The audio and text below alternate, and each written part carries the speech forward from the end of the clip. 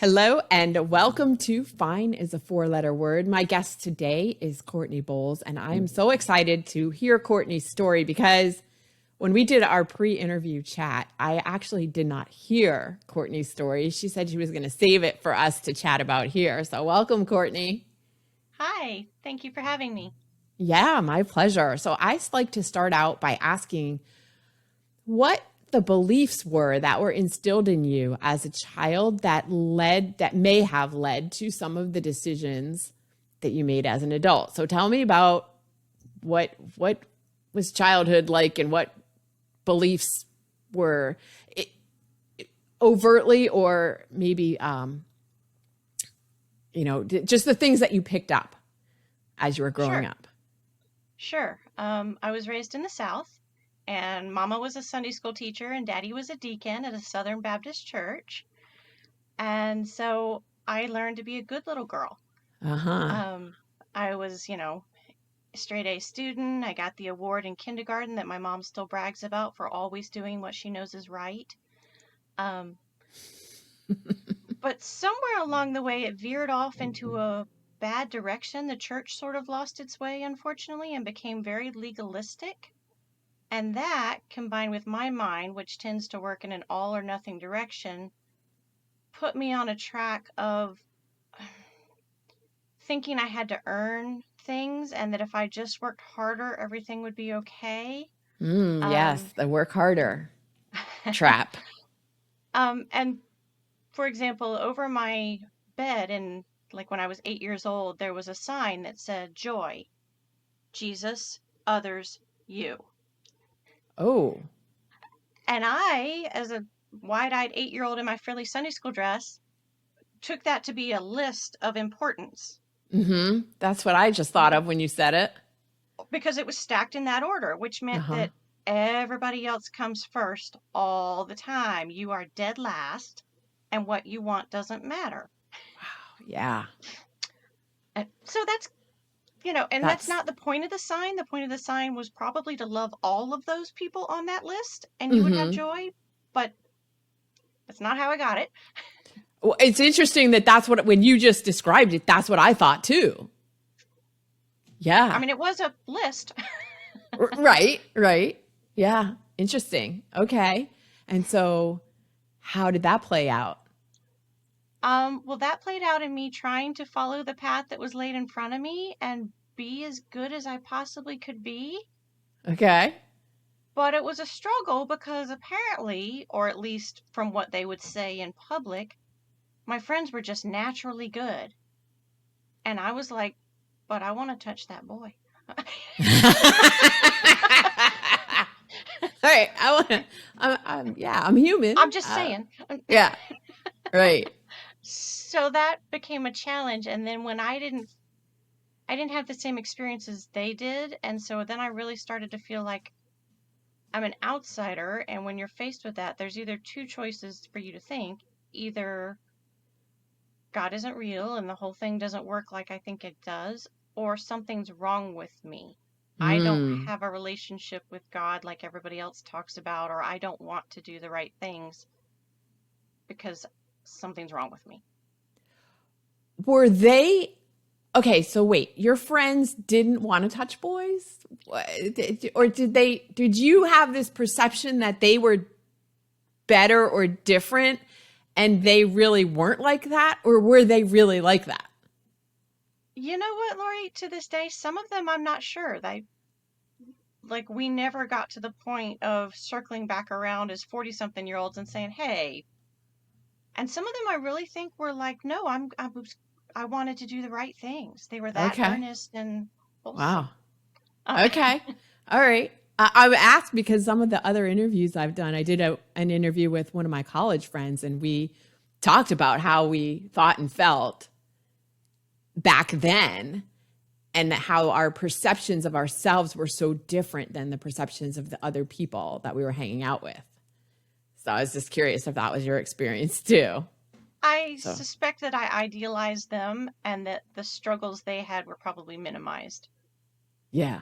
Yeah, we tend to do that, especially as young adults, Yeah. minimize and amplify our own defects or perceived Yes. defects. Yeah.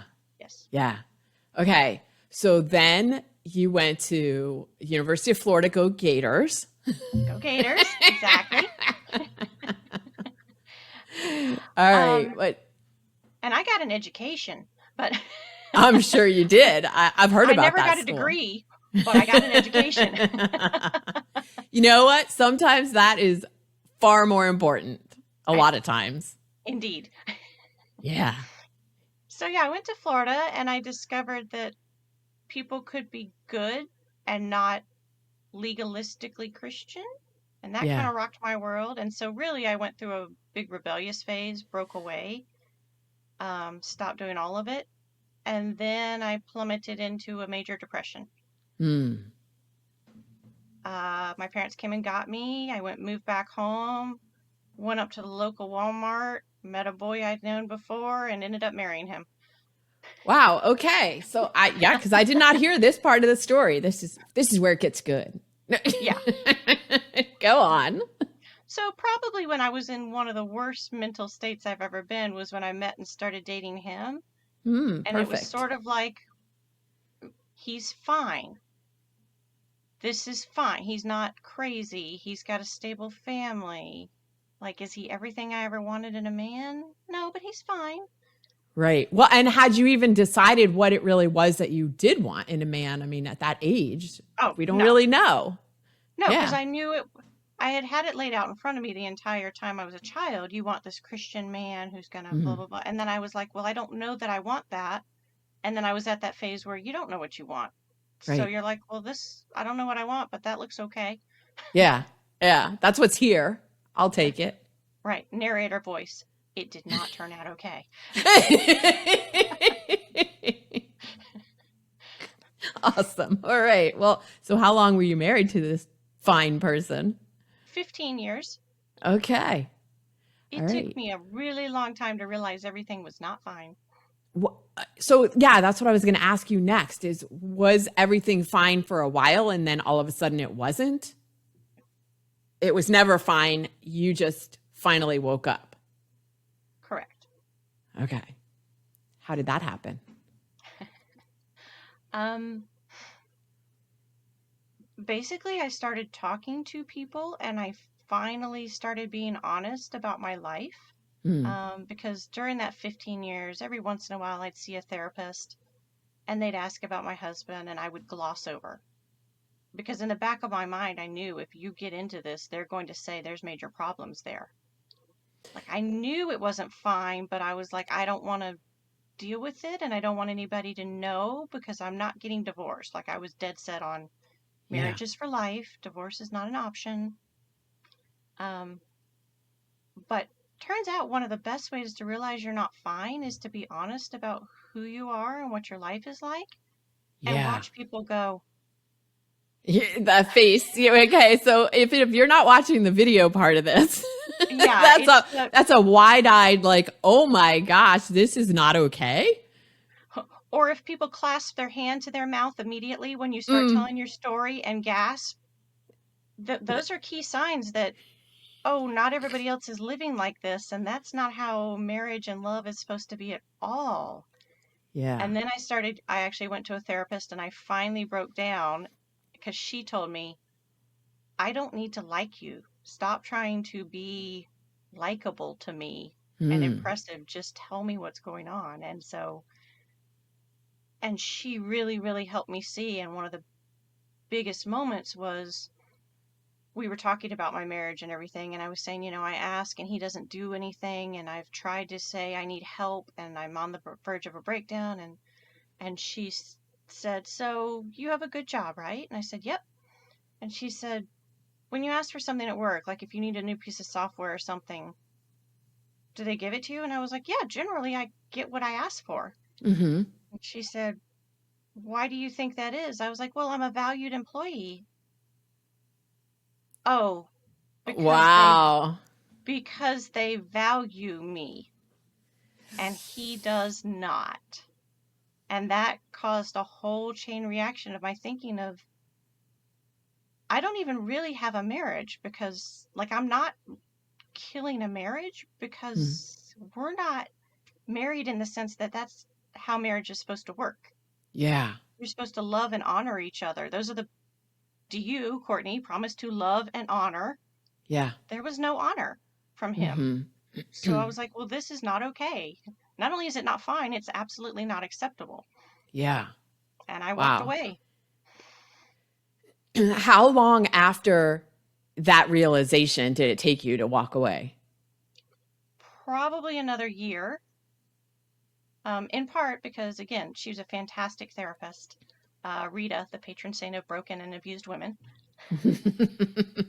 Um, There's a but, title. right.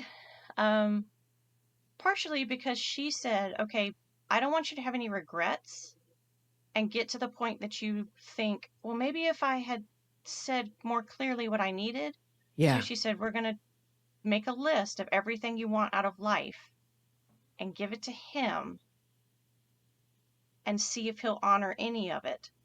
And because I am who I am, back to the good girl straight A student, I ended up Yep. with like a 5-page with headers and Bullet different points, categories. different colors. Were there colors? There were no colors, but it was Okay. definitely formatted and everything. Yeah. And so gave him the list, and I got a Hallmark card and a Starbucks in 3 months. And I was like, that wasn't on my list. Yeah. That wasn't on my list. Right. Which helped me to see he's only willing to give what he wants to give.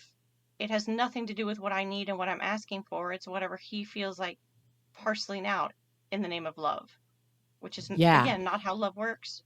Right. And I would also question whether that was what he wanted or that was all he was capable of. I agree. Looking back on the situation, I'm like, I don't know if it's that he wouldn't love me or that he could not, that he Yeah. was stunted in his own situation. Right. And either way, it doesn't really matter so much. The fact of the matter is that you weren't getting what you needed out Correct. of that relationship. Yeah. Yeah. Correct. So yeah, it took Yeah. me about a year to go through the whole process and be finally ready to say, okay, this is not working. And I've given him every opportunity to meet me where I need to be. And if I Mm-hmm. had seen even the smallest sign that he could have, Mm-hmm. I would have stayed. I wanted it to work, Yeah. but Yeah. it did not. Yeah. I think everybody who makes that kind of decision doesn't do it lightly. I certainly didn't. Yeah, you just keep wanting to make it work to make sure that you're not making a mistake. Right. And Yeah. there was a element of fear because I thought, okay, I'm horribly unhappy. I'd finally embraced I'm horribly unhappy. It is not fine. Yeah.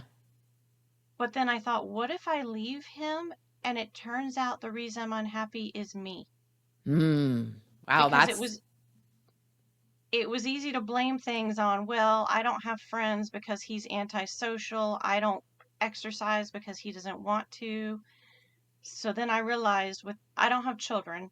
And so it was like, I am going to be 100% responsible for the life I build after this. yeah, that's scary. It was. It is. Yeah. I mean, yeah, then you have to take responsibility for yourself. You can't blame somebody else. You can't be complacent anymore. Yeah. Yeah.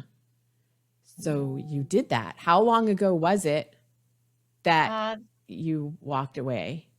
2015. So it's been a little over 5 years. Okay. Any regrets? No. Best Okay. decision I ever made.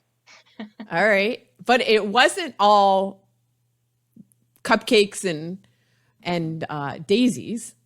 Oh no, there was moments of sobbing in my new apartment, and the first Christmas I spent alone.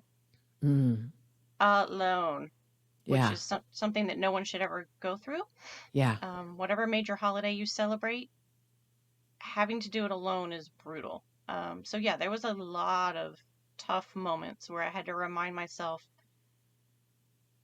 one, you chose this, and two, it will get better, and three, I used to use a coping strategy where, like, I can remember sitting at my kitchen table freaking out that I was alone and divorced, and I would ask myself, okay, are you safe? Mm. And I'd look around at the walls and be like, yeah, I'm safe here. Are you warm? Like, do you have air Mm-hmm. conditioning? Or, Mm-hmm. uh-huh. Are you going to be that way for the next 30 minutes to an hour? Uh-huh. Okay, then breathe. Yeah. That was all I could do, was be in that kind of a moment. Like, okay, nothing else matters. You're safe. No one's going to hurt you right here. Breathe. Yeah. Sometimes that is what we have to do. What am I okay in this moment? Like bringing yourself back to this very present moment, which is really in the whole scope of things, all we ever have anyway. Right. But right. But making yourself hyper aware of I'm okay right now. And for the next 30 minutes, I can breathe through this and get to the next 30 and the next 30 after that. Yeah. Where did you learn that technique, or did you just like, how did you know to do that? I think desperation. Okay. Sometimes that's a great tool, resource. Yeah. And I had done a little bit of yoga and meditation, so I did know the, bring yourself back, check in with your Okay. body type. It was really a variation on that, a more stripped down, desperate, panicky Yeah. variation of notice the things around you, notice where you are. Okay. Okay. Reset. Yeah. Breathe. Yeah, that's awesome. And I encourage anybody who's listening who finds himself in that anxiety filled place to use that technique, because that is, it sounds like it was very useful. I can see how that would be something that is grounding, especially in that very moment. Were your was your family, did you have friends or family? Like, what was the outside support for you? Um, I have a lovely family, but my sister lives overseas and my parents live in Florida. I'm in Arizona, Mm-hmm. and my parents weren't able to travel. And my sister has 5 children and she wasn't able to travel, which is why I ended up spending that Christmas alone. Okay. And I also had a very demanding job, so I couldn't fly to them. Yeah. Um, Okay. so I do have family, but they're very long distance. And Were they then, supportive of your decision to leave? yes, Okay. yes. Okay. I wasn't Um, sure because given the description of the whole religion part of it when you were growing up, I wasn't sure if they would then be supportive when you finally decided you had to do that. yeah, they are. I mentioned the church got off track. Turns out my Mm-hmm. family is way more loving and supportive and kind and compassionate than I realized. Mm. Um, I thought they'd be much more judgmental. And even to this Okay. day, sometimes I'll tell them something and think they'll be judgmental, and they never are. So that's so interesting too, that you had these ideas and these beliefs that maybe weren't really true. Correct. So when you had to examine them now, you're like, wait a minute, this isn't really how what I thought was reality isn't true. Yes, which I tend to be one of those people who feels like I'm responsible for other people's reaction. And so I will forecast how I think you're going to react. Like, oh, Mm. if I told Lori I need to delay this, she'll be upset. Same great therapist asked me one time, just off the cuff, are you God? And I was like, what? She's like, are you God? I'm like, well, no. And she's like, oh, because you act like you are, like you can control how people are going to respond based on what you do. And I was like, oh, no, she didn't. Wow. Hey, you just keep coming with these revelations. Right? But so occasionally I'll laugh to myself now when I'm trying to handle everything and control. I'm like, hey, you're not God. Stop. Yeah. Um, Interesting. Back to your other question, did I have friends? The answer was no. People always hear about abusive relationships and they say, like, if he isolates you, Mm-hmm. And much like you hear about, well, someone offers you drugs and you picture it's going to be the after school special, that's Right. the way he isolated me was to pout if I was going to do something with friends or to make the rest of the night miserable when I came home, like, glad you have fun, blah, blah, blah. Mm. And so I actually voluntarily gave up having friends and socializing. He didn't say, like I always pictured in my head it would be, you Mm-hmm. can't have friends. Mm-hmm. He just made it so uncomfortable for me to have them that I was like, well, I won't go if you're going to be upset if I go, Yeah. to the point that I ended up with no one. Now, it turns out I had some fantastic coworkers that stepped up as friends Uh-huh. Uh-huh. and helped me through the process. Yeah. But yeah. Wow. Okay. All right. So then you had to go out and find yourself some friends. I did. And it was on my list of things I wanted. When I made the list that I wanted in that life, Yeah. there was an entire category, and I felt like a sad little dork making it, but it was a huge thing I wanted. I said, a girlfriend to have wine with, a couple Yeah. people to go on a road trip, someone I can call if I'm sad. Like those are, it's still in my phone, the list, and it, Yeah. Oh, let's go back to that list for a second because I think that list is so important. Whether you're looking for someone to step up, like you were making it to ask him to, if he was willing to give you any of those things, whether you're in a situation like that or not, when you're thinking about how do I want to create this life that I want, that this life that will fill my soul with joy, making that list sounds kind of, I don't know, woo woo or like ridiculous sometimes, but I've made lists and you're talking about making a list. I just think that is so beneficial to help you sort out what do you want, what do you don't want, what don't you want. It, yeah. yeah. And I Even think if a you, lot of people, go ahead.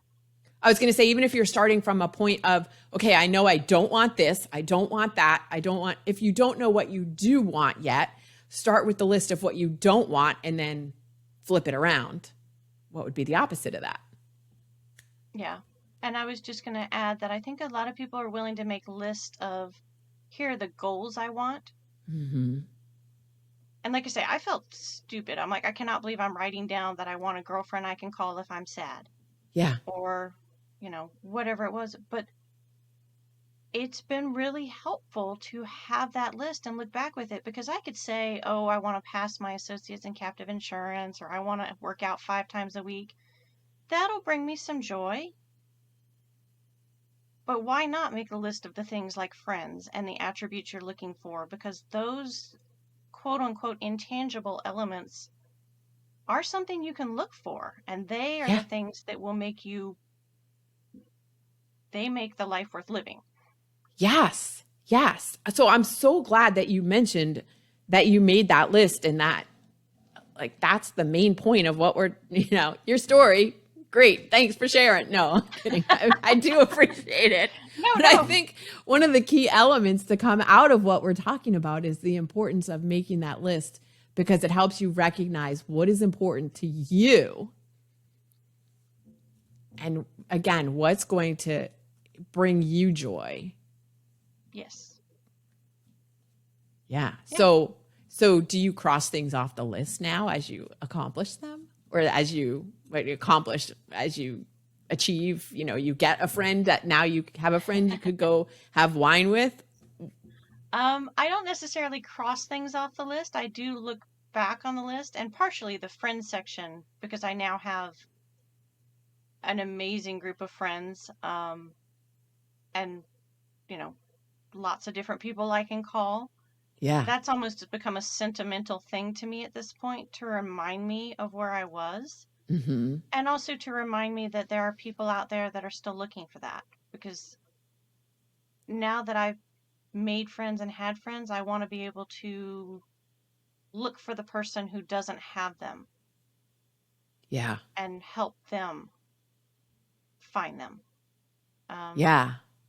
Yeah. And that's a thing that we've talked about before and that I've heard from other people about how difficult it is to make friends as an adult. Yeah. It's tough. And no Yeah. one wants to feel awkward. It's like junior high all over again, but we're 40, 50 something and we're like, "Oh my God, I'm too Yeah. old to feel this embarrassingly awkward. I should be better at this." Right. Right. Well, and that's what your program, the podcast that you've been talking about creating in your program is going to help people with that whole friend making process. So I'm really excited for you to get working on that. Thank you. I'm excited too. Cool. Yeah, because I messed it up a lot along the way. But I definitely learned some things that I think I can teach other people with. And I mentioned I spent Christmas alone. Well, after I spent Christmas alone, I decided, okay, you can take that experience and you can either put it in your bank as a sad, sad memory, or you can use it to do good. So then I started hosting open houses on Christmas Eve for people who didn't have anywhere to go. I love that. Well, my first year, I had 1 or 2 people and it was terrible, just terrible. Okay. And I had to have another gut check moment and say, okay, you can say, okay, I failed at this. I'm not ever going to do it again. Or you can take what you learned and try again. And I decided I'd take what I learned and try it again. And so next year it was much better. And then the third year it ended up, there were like 50 people in my 900 square foot apartment. Awesome. People still talk about that. Remember that time I'm like, yes, yes. Look at that great memory you created for all those people and yourself. Yes. That's awesome. So awesome. yeah, it's that kind of learning from what you go through that can help you take it from fine to fantastic. Like, yeah. Okay, this isn't fine. Do I just say, okay, well, that was a waste? Or do I say, okay, let me just try it again, but do something slightly different until I can make it good? Yeah. Use it as inspiration. Yeah. Love it. All right. Well, we close out every episode with my question of what is that song, your walk up song, your hype song, the song that gets you completely pumped up when you need extra courage or enthusiasm. What's your song, Courtney? I don't know that I have a song I use for extra enthusiasm, but if I had to have a walk up song, I'm a San Francisco Giants fan. Okay. And they had a player named Michael Morse who played the game with absolute joy and abandon. Like, you ever seen a Labrador just run around, that happy, complete freedom, dopey tail wagon? Yeah, I mean, he had flowing brown hair. When he would run the bases, all I could think was, that looks like a dog off the leash. Like, just happy. He was a goofball, and I love being a goofball, and I love getting people involved in being goofballs. Yeah. His walk-up song was Take Me On by a-ha. Yes. Because the crowd would try and hit the high notes. Okay. And you could kind of see there's two kinds of people. Those who are like, I'm going to nail this, I'm going to go for it. And those who are rolling their eyes like, you guys are so embarrassing. Yeah. Yeah. Wait, So let me guess. You were the ones who were like, you were among the, I'm going to nail this. Oh, yeah. With complete gestures and, fake microphone and all. Awesome. So, yeah, I think in honor of him, it would be that, just to see people act like idiots and have fun doing it. Okay. Good song, too, though. True. Fun video all around. Awesome. All right. So, lastly, if people want to get in touch with you, first, we will put a link to that song in the show notes. Okay. And if people want to get in touch with you, what is the best way to do that? If they wanted to talk to you about making friends or anything that you shared today, what's the best way for them to reach you? I do have a group on Facebook in support of the upcoming podcast called Making Friends. They can get in touch with me there. I can share the link, or they can just Google Making Friends. I'm on Facebook. They can find me, Courtney Boles. Or they can find me on Instagram at Contemporary Scarlet. Or they can reach out to you, and I'll happily have a chat with anybody that you introduce me to. Sounds good. We'll put links to all of that in the show notes as well to make it really easy for everyone. Okay. Thank you so much for joining me today, Courtney, on Fine is a 4-letter word. Thank you, Lori.